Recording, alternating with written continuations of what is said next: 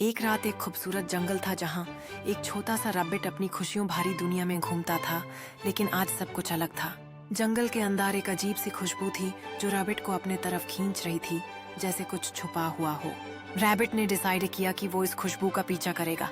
अपने दोस्तों को भूलकर अकेले ही इस रहस्यमयी सफर पर निकल पड़ा।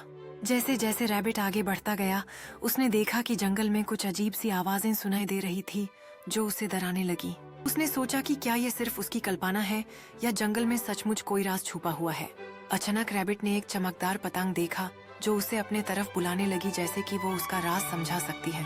रैबिट ने सोचा, क्या मुझे इस पतंग का पीछा करना चाहिए, और उसने अपनी हिम्मत इकट्ठा करके उसके पीछे दौड़ना शुरू किया।